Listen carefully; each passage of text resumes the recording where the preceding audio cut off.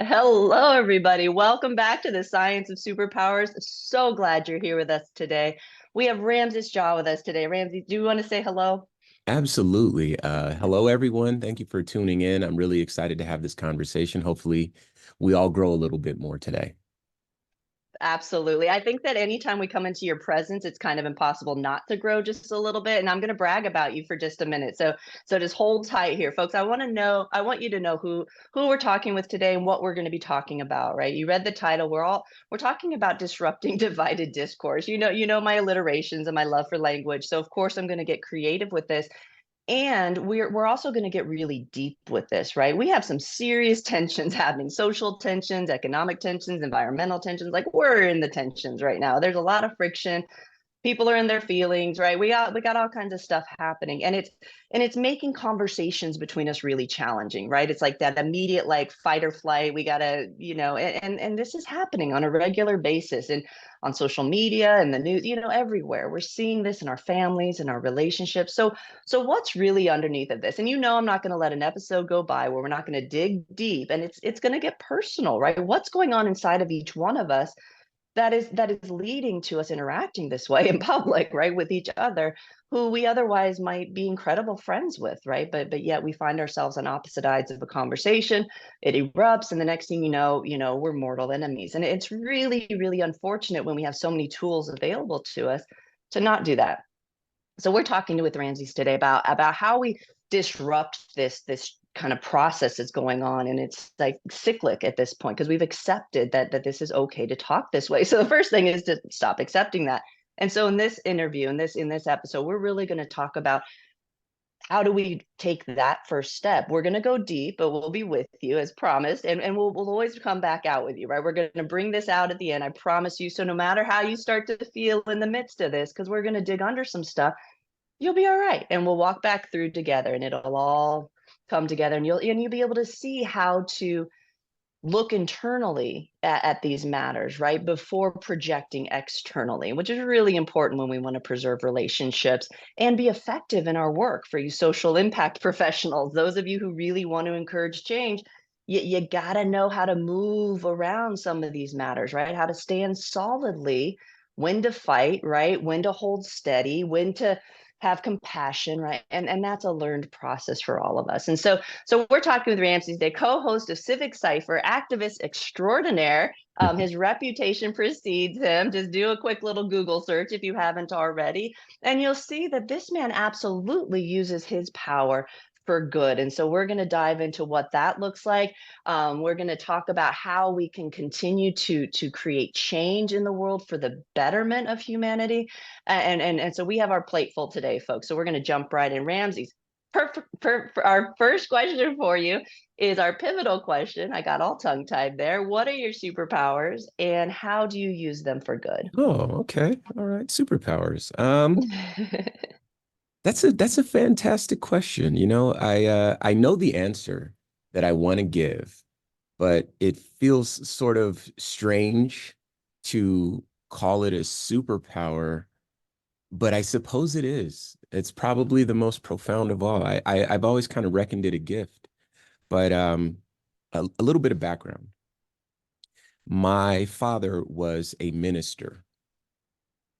So I am his son, and I grew up with not only that tradition, but I think on a cellular level, I grew up with uh, a degree of compassion, empathy, the capacity to understand, maybe a little bit more patience, and perhaps I just kind of vibrate at a certain frequency. And my father was not the only minister; his father was a minister as well, right? So I come from this tradition of people who feel a very strong spiritual connection, not only to a higher power, whatever it is that you decide that is, it is the same for all of us, um, but also to each other. And I think as I've grown up and grown into a man, I've been able to kind of lean into that. The world has at different points tried to teach me what being a man is and what being a black man is and what being, in this country, and working under capitalism and all these things, right? And at the end of the day, I had to decide to just follow my heart, be what's in my heart, be true to myself. And so my superpower would probably be my capacity to articulate my feelings and experiences, and my capacity to provide a soft place to land for other people's experiences and their emotions. And I think that has manifested itself in the programming that I create. So if I had to go with one, I think that would be it. Beautiful, beautiful.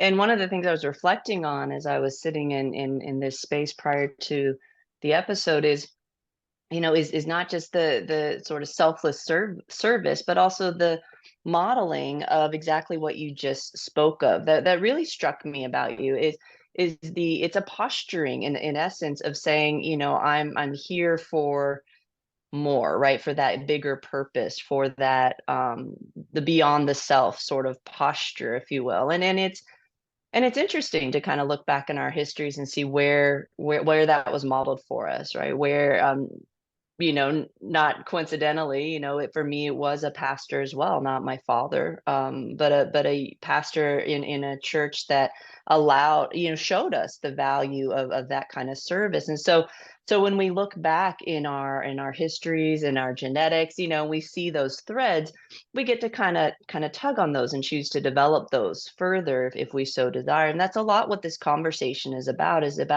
remembering that we have choice when we step into a conversation, when we encounter a person, when we think about the world, right? We get to be in choice. And when we are unclear about our own sort of posturing, then it's difficult sometimes to know which choice to make. So I love that you brought this back to a really fundamental element of the knowing and understanding ourselves, in terms of the essence of who we are, that connection into that greater power. It's at the heart of the superpower conversation, whether we call them innate gifts, supernatural abilities. Like, it really doesn't matter what we deem them. It's the recognition that the story that we've taken on about ourselves, whether introduced by others or one we crafted on our own, may or may not be the full story, right? There may be more to us than that.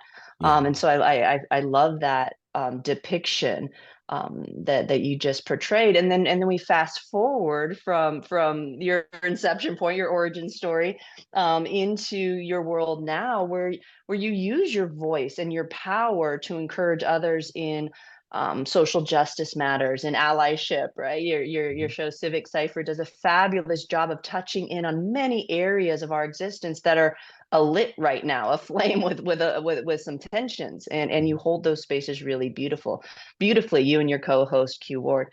And in that process found yourselves in the middle of quite the controversy with the White Lives Matter trademark, Yeah. which I won't ask you to repeat the history of. Folks, you can go Google that and see the history of that and how this ended up in Q's hands and Ramsey's hands, and holding that in a way that says we acknowledge that there's some stewardship that we can do here. And so I'd love to invite you to speak to not necessarily the history of how all of that came about. Again, folks, I recommend that you go and read. There's fabulous articles out there, great interviews telling you all about the history of it. But I really want to touch in on the very personal decision to hold that at a time when being caught in the limelight in some of these matters isn't necessarily the safest of places. Sure. Yeah. Can Yeah. you talk to that, please? Because I know that keeps a lot of us out of the game in that sense, and it's terrifying. And so I'd love to have you share how you reconciled that. Sure, sure. I appreciate this question. I don't think I've been asked this one before, but I have something that I think really works here. So first on Civic Cipher, the point of this show is to foster allyship, to create stronger allies. Just a bit of background: I am a radio personality and a DJ. I come from hip hop radio, right? I've been doing that professionally for since 2005. And in 2020, obviously, I felt like we needed to do more in that space because there were lots of allies outside protesting, and then they would go home and they would be subjected to disinformation. And us being a radio station, us having the, we exist in the media space, we had the potential to provide the proper information, right? And to not let people digress in their allyship and devolve based on misinformation. We needed to support our allies. We needed to encourage our allies. We needed to explain concepts to our allies, right? And so the shorter version of the story is that, I asked for this show at my old station. They said no. And so I resigned. And when I resigned, I wrote my letter to the city of Phoenix, where I was based. And I got a lot of support from people locally, but also people nationally saying, hey, I love the idea of that show. Would you like it to air on my station here, right? And so now my little show is on in 75 cities around the country. And again, the show was created to foster allyship. The reason I say this is because week in and week out, I ask people to be brave. I ask people to take this little nugget of information and do additional research. I ask people if they're fueled by some motivation, some compassion, some conviction, to take a moment and give a thought to people who walk paths that they'll never even be able to fully conceive of, right? And sometimes what I ask my listeners is very challenging. So far be it from me to not be willing to challenge my own self, right? To do more, to bring, to help the moral arc of the universe bring about justice, to be a vessel for the universe, indeed, to bring a little bit more justice into this world. And so to answer your question, yeah, one of our listeners reached out and they said, hey, Kanye West is he's about to release some clothes, and the clothes say White Lives Matter on them. And technically, he does not own the trademark to those clothes because I own the trademark. And I am a white person, and I don't believe that this statement exists to affirm whether or not white lives indeed matter, because I think it's a given globally that white lives do matter. This is the way everyone moves. This statement only exists to be contrarian to the phrase Black Lives Matter. And that is very hurtful. So this is a hurtful phrase, but I own it. And as a result, no one can profit off of it. However, I am not the best person to speak for this trademark. I'm not the best person to defend this trademark. I am not the best person to represent this trademark. And I am a fan of your show, You and Q.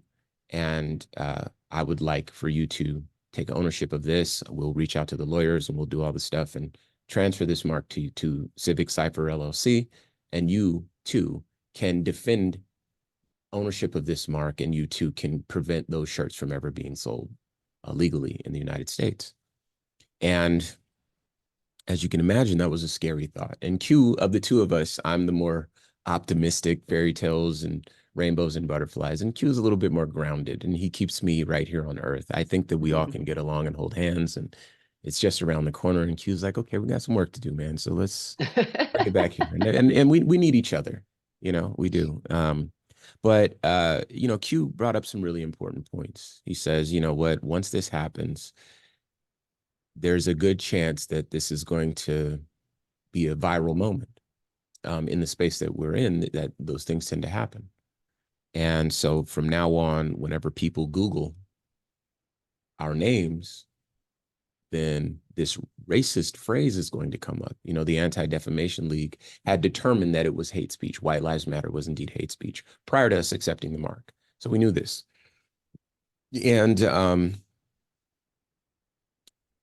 question was posed, do we want to be associated with that? And of course we don't. We want to be associated with happy things, but that was the stripe that we had to wear. That was the scar that we had to wear moving forward, right? But, my response to that was, okay, that is a fair point well made, but, we are going to also have the opportunity to cultivate the narrative that is most appropriate for this. Mm-hmm. And if we can stick the landing here, then I think that this can be a good thing, not for us, but for everything. And a lot of folks may not remember, but during that time, we would wake up and there was all kinds of divisive things. I mean, there still is, but there were all kinds of divisive, one after the other, especially from this gentleman who, we were fans of. We're still fans of it. We hope he'll find his way. We don't want to talk bad about anybody. We didn't get here to talk bad about people, but, we hope everyone finds their way. We're all just on our journey, right? With that said, we're men on this show, and we take our roles as providers and indeed protectors very seriously. And so there are times when you do have to protect, yourself and protect, your path. And so our maneuver wasn't meant to hurt anyone, but it was indeed meant to protect all of us, really, because there were a lot of allies who were very worried that that shirt would be sold and that children would buy that because this guy is really influential in selling things. And in any event, for us, we had to dig deep.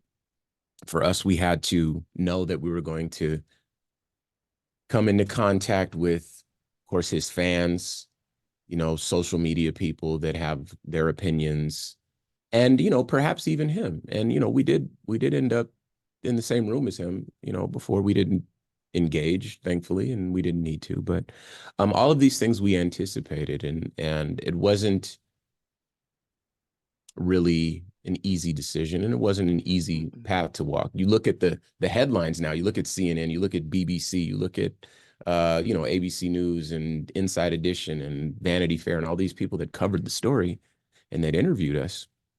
And it seems like, yeah, everything worked out great. But during that time, it was very scary because there was a lot of people who stood to gain from the divisiveness.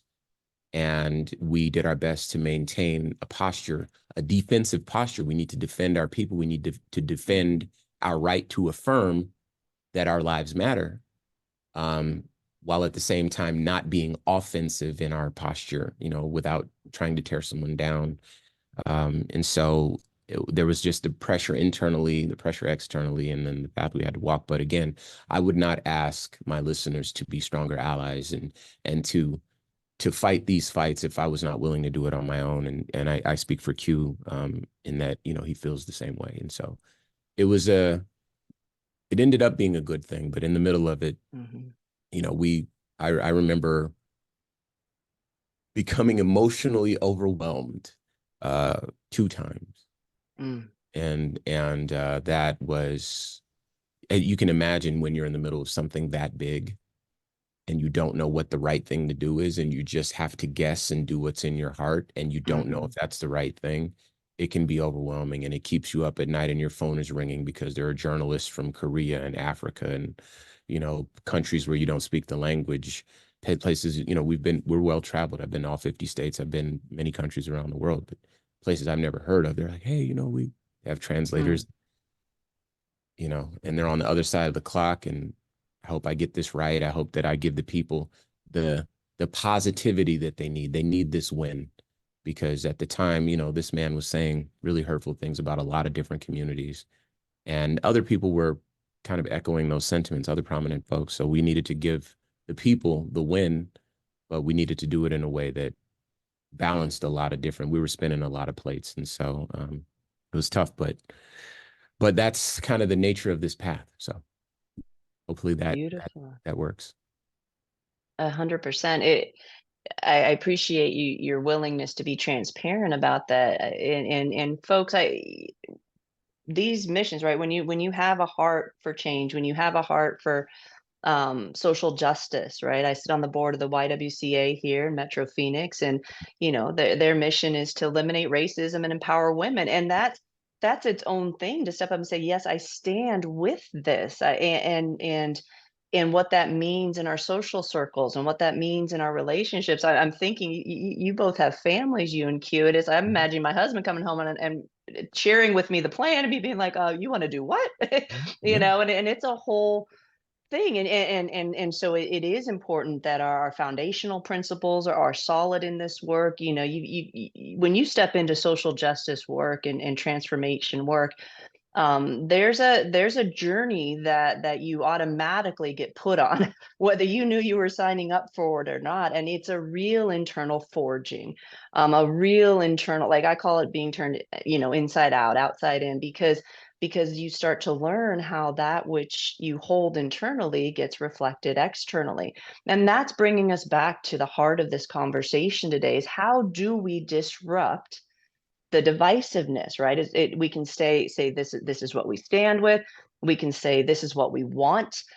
How do we do it, right? And part of that process is much like Dr. King, illustrated for all of us, is that ability to stand in nonviolence, right? To stand there. And I actually take it a little bit further and talk about cultivating a trans-energetic posture, right? Where the energy can literally just move through you, right? It literally moves through you, because it's always there, right? We're always being influenced by, we're always being swayed by these energetics, by the simulated experiences of others, like all of these components that happen that you've heard me talk about on the show. How do you hold yourself in the midst of that in some sort of solidity, so you can really truly affect change? And for the social impact professionals and those of you who work for social impact organizations, it's a very real concern, because you do have families, you do have relationships. Are you going to put your job on the line this time? Are you going to lose those friends this time? Right? There are very real things that happen when you choose to align with some of these movements and some of these missions that ultimately impact all of us, right? I would contend that there's an inevitability that you will face these things, because it is such a part of the makeup of our humanity. And so when we talk about division within the discourse, the one place we can always go is to look first internally and say, where am I divided? Where am I not sure about where I stand? Like, if we feel some kind of way about the divisiveness happening outside of us, then that means it resonates with something inside of us. And for those of us who want to stand in this work, cultivating that ability to do this constant examination of self at an energetic level is quite the feat, and it's absolutely necessary when you step into these arenas. And so I love that you talk about that these were real soul searching moments. Like, let's look ahead. How are we going to hold the posture? Like, it's one thing to say you want to, it's quite another when you're in an interview situation, or when you're getting those calls, or when people don't agree with you, and holding yourself in your conviction, right? And having compassion, right? Keeping that heart open while still being able to use that power. It is quite the contradiction. But I believe that that's what we're looking at. I believe the call, the major call underneath all of these tensions that we're experiencing right now, is a strong calling to look inside, right? Look at where we may not be managing our own contradictions as well as we would like, admitting that we're scared, right? Admitting that these things frighten us, admitting that we don't have the answers, and then having the conversations, right? Defending discourse when we don't agree. And Ramses, you and Q do a great job on your show of highlighting things, and you don't always agree. The two of you don't agree. You don't always agree with your guests, right? And that's a big part of our platform here at Superpower Network is that's okay, right? We can still love each other even when we have different ideas. So can you speak a little bit to, you say you talk about how you ask your audience to stand up, to be allies, to do the work, and so what is, can you share maybe a story with us? You've already shared a fabulous one clearly about the trademark, but do you have another story you'd like to share with us of a time when you really saw that this was working, right? That you're moving people, that somebody reported back to you like, hey man, this is what I'm doing with this in my life, in my world. Could you share a story with us? Sure, yeah, absolutely. The first thing I want to say before I get to the story part of it is that what we've learned is that most of the divided discourse, most of the friction, most of the opposition is based in fear. One of the things that I had some trouble with growing up and, you know, in the early days of this show, and I'm sure a lot of other people have trouble with it, is when you look at political policies, when you look at the way people move and interact with other folks, you know, people that move from another country or whatever, right? If you boil it down, what the opposition is based in is fear. Some people are born with a predisposition to being afraid. They have a very strong survival instinct, right? That's not the worst thing in the world because they're human beings and they're not the only ones, right? And their reality reinforces that predisposition. They might be born with a degree of access, a degree of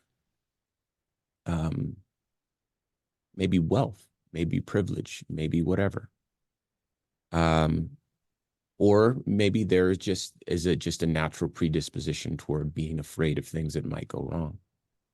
And then there are other people who are born and maybe they are more predisposed to possibilities. Maybe they're more empathetic. They just have a bleeding heart.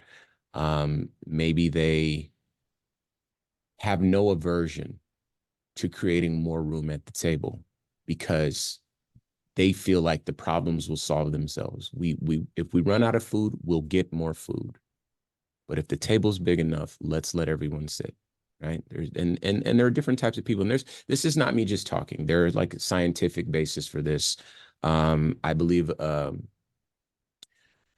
mutual friend of ours who comes to the YMCA. She's actually been on the show before a couple of times, but she has kind of shared the scientific basis for me that, you know, there are studies done for the startle effect in children and what their political leanings are when they age.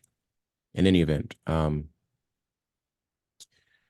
when you know that a lot of times the opposition to what seems morally just, the opposition to what seems very kind, the opposition to what seems like it should be human nature, we should value other human beings. If we would protect a dog from getting beaten in the street by a police officer, why would we not protect a man or a woman or a child getting beaten in the street by a police officer? And the same, like, just imagine everything that pops into your head. Why is the officer beating that dog? The dog is helpless. The dog is not fighting the officer. The dog is already on the ground. Why is the officer beating the dog? To have that same compassion for your fellow man. And a lot of people there's so much distance between those two. Even now, I'm sure listening to my voice, there are people who still might wrestle with that. Well, a man has more this, and a man did it to him and caused himself to be in that predicament, blah, blah, blah. And that's where your mind goes to defend the officer first, rather than to defend the man who's suffering the injustice, right? So when you get down to it, a lot of this is based in fear. Have you been taught to fear maybe the person getting beat? Why is that? Is there maybe criminality associated with the color of this man's skin, to where the ready assumption is that this man has somehow done some criminal activity and as a result is deserving of what's happening to him? Have you been taught that the officer has a right to defend his or herself in doing this action? The worth of this officer's life and health is more valuable than that of anyone else when we're all breathing the same air, right? And so if you see that these things exist inside of people, you know, rather than to adopt an oppositional confrontational posture. You can adopt a posture that perhaps seeks to comfort the fears that are present in these people's worldview, and then start having the conversation at that point. Okay, so what is it that you're afraid of? Why does universal health care cause you to be afraid? Why do you think that we're going to run out of money? Why is it that you feel like we should spend more money on police budgets, and put more police on the streets, when study after study shows that that does not make people safer? Why are you so afraid of considering an alternative? Is it because this is all you know, and this is the only experiment that is being run in this country and has been so for 100+ years? And because you don't know anything different, it's tough for you to conceive of something that might work better for everyone else.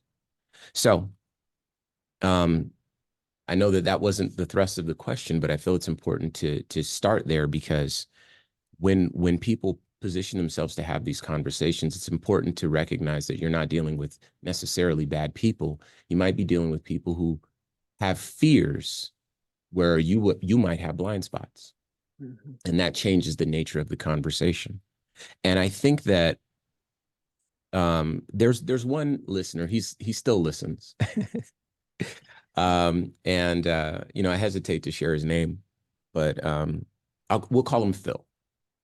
I love Phil to death. Now, Phil is an admittedly conservative, Republican voting individual, and he found our radio show via the podcast because they do like shared ads or something, like they advertise in my show if I advertise there or something like that.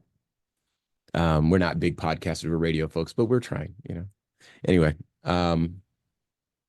he found our show via the podcast, and he listened to one episode all the way through, and he calls himself trying to tune into the other side, right? And he has selected our show. And, Phil sent us an email saying, hey, I listened to your show. I appreciate it. I don't really listen to people with alternative perspectives. I get my news from trustworthy sources that, affirm my reality and that speak to my cognitive bias. And he didn't say that part, but, that was kind of effectually what he was saying to me. We sent him a letter back saying, hey, thanks for listening. Hopefully we can continue to grow in this relationship. We're always going to be your brothers, and we're going to say our truths, and we appreciate if you at least, cut out a little bit of time to listen to them. And so from there, he's probably reached out to us, let's say 6 or 8 times. I'd imagine he listens to every show, but he doesn't always reach out. But when he reaches out, he is very critical, and we welcome that, because we're not perfect. I did not go to journalism school. I am a DJ and I am a hip hop radio personality. But again, I do a show that I feel is necessary. It didn't exist in this space. There are a lot of potential allies who would listen to hip hop radio stations, and they are not afraid of Black people, Black culture, none of that. They celebrate our culture with us the same way we celebrate Irish people's culture on, St. Patrick's Day. It's all well and good. There's no hard prejudices there, right? So again, the opportunity to welcome in potential allies and inform them kind of is the backbone of the show. So he listens, and he's very critical, and we're trying to do our best in this space. And we have some back and forth, and oftentimes we read his letters on the show. And over the course of, we'll call it maybe a year and some change, we have seen that I wouldn't go as far as to say he's changed his mind. That wasn't our objective. And I don't think that he would do that. But I do think that what we've done is ultimately added some more, a greater capacity for perspective, and to teach at least this one person that he may not know what he may not know. He doesn't know what he doesn't know. And that's enough to give people pause, so that instead of ready, fire, aim with their opinions, instead of ready, fire, aim at the ballot box, now they'll take a second and consider, is there something I might be missing? And maybe they find it and maybe they don't. But that is the first and perhaps the most critical step in trying to have a conversation, a discourse that is less divisive overall.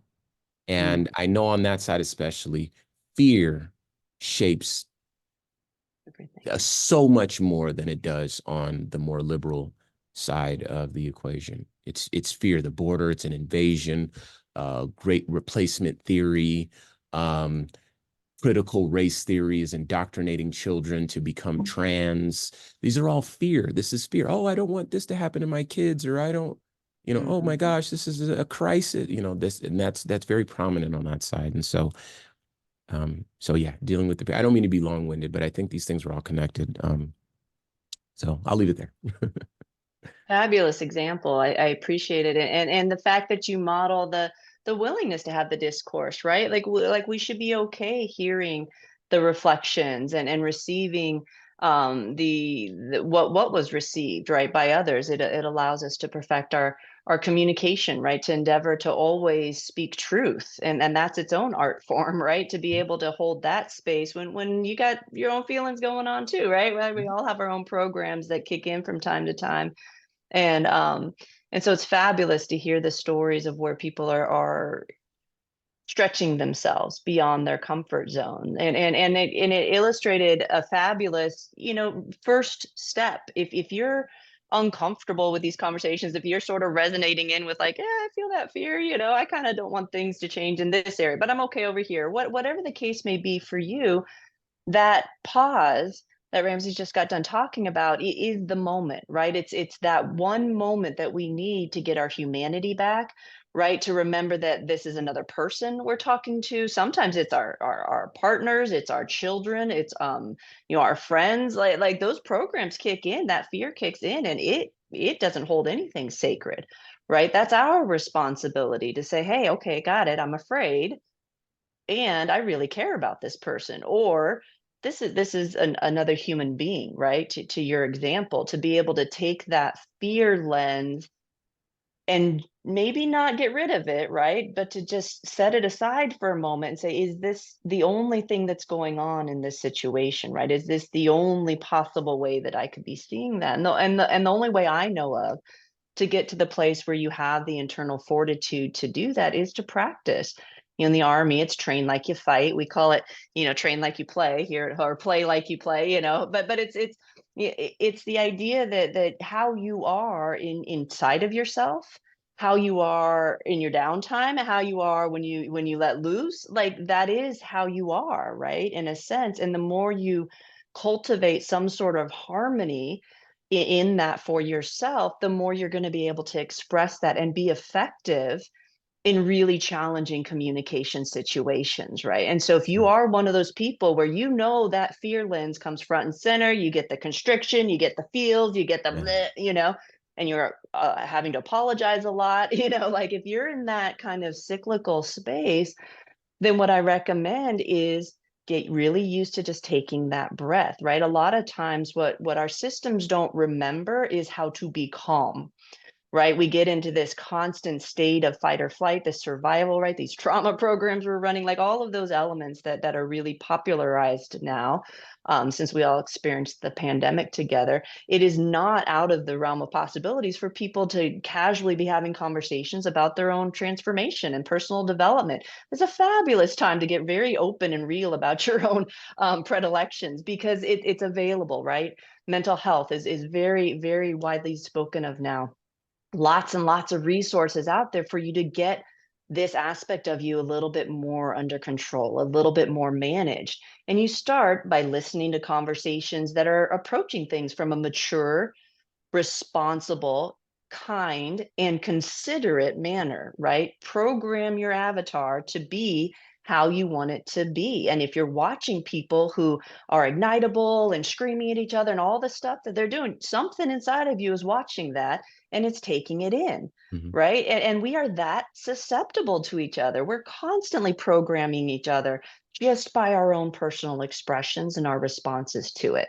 And so when you're talking about social change, I mean, truly the change has to start within, not because if you can't ask other people if you're not willing to do it for yourself, but it's literally impossible for change to happen for you if you won't allow yourself to change.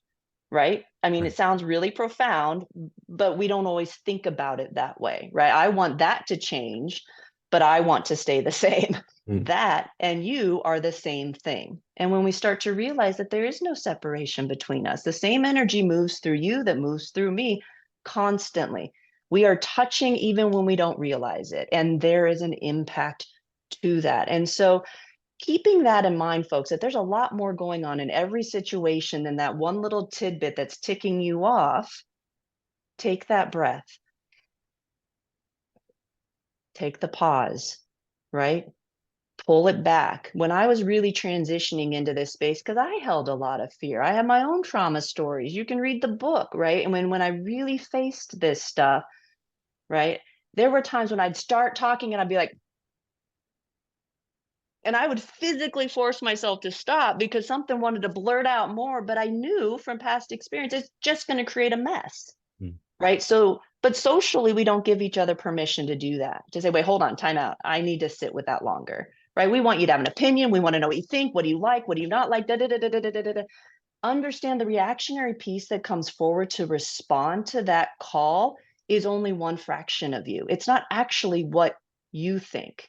It's not actually what you feel. It's what you're reacting to by virtue of what's programmed into that expression to pull on you. And if you take the bait, there's your internal work, Yeah. right? Is don't take the bait, because then you're expressing as a fragmented, usually immature, unsophisticated, certainly unkind piece of yourself.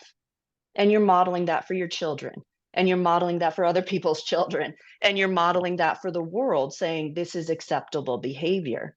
And it's not. Right. Right. And so that's what today's conversation is about, is recognizing that what we ask of others, to Ramsey's modeling, we must model that for ourselves. Otherwise, there's an incongruency, right? What we want in the world, we must first cultivate internally, because it only happens that way. How do we come to that together, right? How do we do that internally in our own spaces? And how do we do that in our shared spaces? And that's a very, very worthwhile path to step upon. Ramsey, I thank you for your time today. One last tidbit to those folks who want to take up the call, other than, of course, go listen to Civic Cipher at civiccipher.com. What can you offer to folks? I promised them we were going to bring them back up. So let's give them hope. But what can you say as you look out and those moments when you're like, am I really good? And Yeah. that, what do you cling to that keeps you putting one foot in front of the other? Sure, sure. I like this one. Because believe it or not, this one comes up. I don't get asked this all that often, but I know that it comes up quite a bit. So I appreciate the opportunity to share this with your listeners here. Um, our tendency as a people, as a species, is toward inclusivity, is toward a more progressive and welcoming society. Our tendency in this country is no different. I'll speak for my people, but all people can say the same to one degree or another. Once upon a time, let me go back. Maybe not all people can say the same, but most people can say the same. But once upon a time, my people were slaves, and when we were not slaves anymore, we were living under the black codes. And then we had to endure Jim Crow. And then we suffered land theft. Communities of prosperous black people just burned, taken legally by the government, taken away. We endured redlining, which still shapes, the wealth that Black people have in control to this day. We've endured unjust policing. We've endured the unfair distribution of the GI Bill and the New Deal. We endure environmental racism right now. We have endured the war on drugs. Now, of course, it's fentanyl, so there's a lot more programs and a lot more empathy. But, you know, when it was the 80s, it was Black people and it was crack, we had to endure the criminalization of that. It wasn't a health issue at that point. Right? It was a criminal activity. And of course, I can go on. This list is quite long. And bear in mind that this is all the government. This isn't us hanging in trees because some people in Alabama didn't like us. This is the government stuff, right? So when we walk up to today, 2024, and we look at the attacks on critical race theory, and we look at, you know, the attacks on diversity, equity, and inclusion programs, which, you know, they could be better, but it's not nothing, right? When we look at the attacks, even the attacks on reproductive healthcare, you know, abortion rights and abortion access, because that obviously affects Black women too, you know, in this context. We as a people can take a step back and not look at what's happening today. We can look at what has happened overall, and we can see that that trajectory is overall, toward a more progressive society. We've had opposition every step along the way. And, you know, we might take 5 or 6 steps forward, and then we might have to take 1 or 2 steps back, right? But that's still forward momentum. To everyone listening, I say, you know, stay the course. This is a democracy, so you can vote, and you should, where your heart will allow you to do so. And beyond that, have challenging conversations in the workplace and at the dinner table around Thanksgiving with the people who disagree with you. Hold that line, because you're the person that they're trying to convince. You're the person who they know is morally right, and they're trying to make a logical argument against something that is morally just. And even if their logic falls short, they'll try it, right? But you're the one that holds the line. You're the guidepost. So stay the course. And if I may, please, you know, tap in with us on Civic Cipher. You can find us on all social media at Civic Cipher, CIVIC, CIPHER. I am Ramses Ja on all social media. That's RAMSESJA. Q is I am Q Ward. That's IAMQWARD. And of course, our website, civiccipher.com. You can download any previous episodes, any topic that you want us to discuss. We either have discussed it, or you can send us a message and we will. And, you know, we appreciate everyone. Thank you. Beautiful. Fabulous resource, folks. Take advantage of that. Of course, you're welcome back on this show anytime. You and Q can come back. We can introduce him to the audience. I appreciate everything that you're doing for the Valley, for the country, for the globe. Just talking, just sharing what you know to be true and holding that line. It's a great example for all of us. And so thank you for coming on the show and sharing a piece of you and your journey in this process. I know others have been inspired by it today. Thank you, Ramses. It was an honor. Thank you. And to all of you out there, we appreciate you, of course, for listening. If you haven't gotten a chance to get over to superpowerexperts.com and download that first part of the Master Your Power course, it just shows you different ways of thinking, right? Of that realigning, like, oh, maybe I can see this differently, right? It's going to walk you through some really helpful ways of looking at things like how you communicate, how you deal with the triggers that happen internally, and all of that fun stuff. So get over to superpowerexperts.com and get signed up today. We appreciate all of you and the work that you're doing in the social impact spheres. Keep it up. Come back here when you need a hug, when you need some encouragement, when you need new stories. We welcome you always here at the Superpower Network. Until next time, folks, remember that that you are more powerful than you realize. And remember who you are. We love you. Love each other. Goodbye for now.